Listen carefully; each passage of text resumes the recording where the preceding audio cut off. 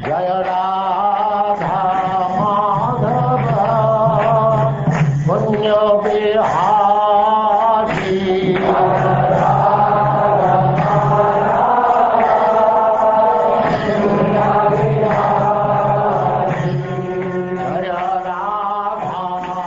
And now chapter 15, King Prithu's appearance and coronation.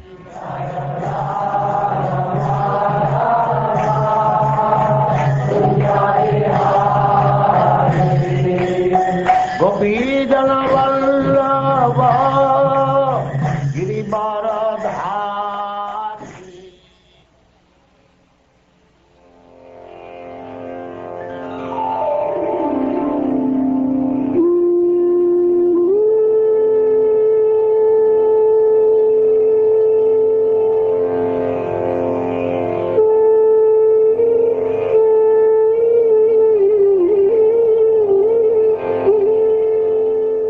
The great sage Maitreya continued, My dear Vidura, thus the Brahmins and the great sages again churned the two arms of King Vena's dead body. As a result, a male and female couple came out of his arms. The great sages were highly learned in Vedic knowledge. When they saw the male and female born of the arms of Vena's body, they were very pleased, for they could understand that the couple was an expansion of a plenary portion of Vishnu, the Supreme Personality of Godhead. The great sages said, the male is a plenary expansion of the power of Lord Vishnu, who maintains the entire universe, and the female is a plenary expansion of the goddess of fortune, who is never separated from the Lord. Of the two, the male will be able to expand his reputation throughout the world. His name will be Prthu. Indeed, he will be the first among kings. The female has such beautiful teeth and beautiful qualities that she will actually beautify the ornaments she wears.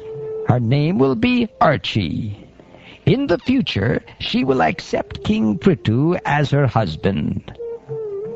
In the form of King Prthu, the Supreme Personality of Godhead has appeared through a part of his potency to protect the people of the world.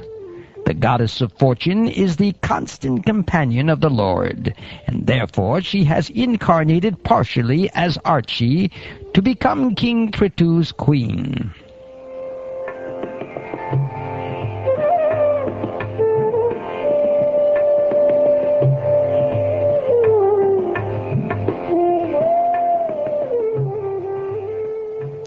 My dear Viduraji, at that time all the Brahmins highly praised and glorified King Prthu, and the best singers of Gandharva Loka chanted his glories. The inhabitants of Siddhaloka showered flowers, and the beautiful women in the heavenly planets danced in ecstasy.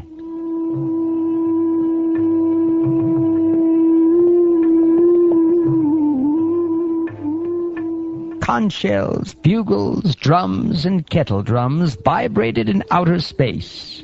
Great sages, forefathers, and personalities from the heavenly planets all came to Earth from various planetary systems. Lord Brahma, the master of the entire universe, arrived there, accompanied by all the demigods and their chiefs.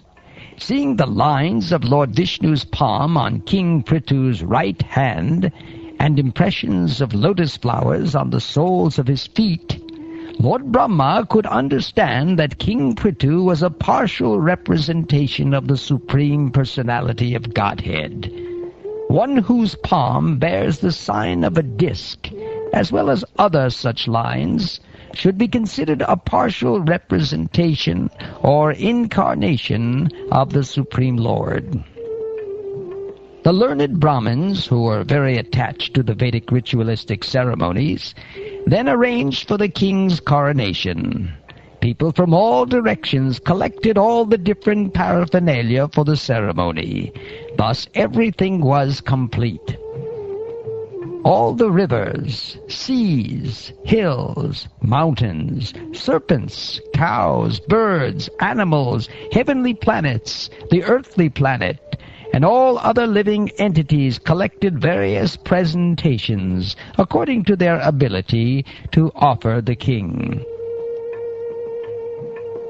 Thus the great King Prthu, exquisitely dressed with garments and ornaments, was coronated and placed on the throne. The king and his wife, Archie, who was also exquisitely ornamented, appeared exactly like fire. My dear Vidura, Kuvera presented the great King Prthu with a golden throne. The demigod Varuna presented him with an umbrella that constantly sprayed fine particles of water and was as brilliant as the moon. The demigod of air, Vayu, presented King Prthu with 2 whisks or chamaras of hair. The king of religion, Dharma, presented him with a flower garland which would expand his fame. The king of heaven, Indra, presented him with a valuable helmet. And the superintendent of death, Yamaraj, presented him with a scepter with which to rule the world. Lord Brahma presented King Prthu with a protective garment made of spiritual knowledge. Bharati, or Saraswati, the wife of Brahma, gave him a transcendental necklace. Lord Vishnu presented him with a Sudarshan disc, and Lord Vishnu's wife, the goddess of fortune, gave him imperishable opulences. Lord Shiva presented him with a sword within a sheath, marked with 10 moons, and his wife, the goddess Durga, presented him with a shield marked with 100 moons. The moon demigod presented him with horses made of nectar, and the demigod Vishvakarma presented him with a very beautiful chariot. The demigod of fire, Agni, presented him with a bow made of the horns of goats and cows. The sun god presented him with arrows as brilliant as sunshine. The predominating deity of Burloka presented him with slippers full of mystic power. The demigods from outer space brought him presentations of flowers again and again. The demigods who always travel in outer space gave King Prthu the arts to perform dramas, sing songs, play musical instruments, and disappear at his will. The great sages also offered him infallible blessings. The ocean offered him a conch shell produced from the ocean. The seas, mountains, and rivers gave him room to drive his chariot without impediments, and a Sutta, a Magadha, and a Vandi offered prayers and praises. They all presented themselves before him to perform their respective duties. Thus, when the greatly powerful King Prthu, the son of Vena, saw the professionals before him, to congratulate them he smiled, and with the gravity of the vibrating sounds of clouds, he spoke as follows. O gentle Sutta, Magadha, and other devotee offering prayers, the qualities of which you have spoken are not distinct in me. Why then should you praise me for all these qualities when I do not shelter these features? I do not wish for these words meant for me to go in vain, but it is better that they be offered to someone else. O gentle reciters, offer such prayers in due course of time, when the qualities of which you have spoken actually manifest themselves in me. The gentle who offer prayers to the Supreme Personality of Godhead do not attribute such qualities to a human being who does not actually have them. How could an intelligent man, competent enough to possess such exalted qualities, allow his followers to praise him if he did not actually have them? Praising a man by saying that if he were educated, he might have become a great scholar or great personality is nothing but a process of cheating. A foolish person who agrees to accept such praise does not know that such words simply insult him. As a person with a sense of honor and magnanimity does not like to hear about his abominable actions, a person who is very famous and powerful does not like to hear himself praised. My dear devotees, headed by the Sutta, just now I am not very famous for my personal activities because I have not done anything praiseworthy you could glorify. Therefore, how could I engage you in praising my activities exactly like children?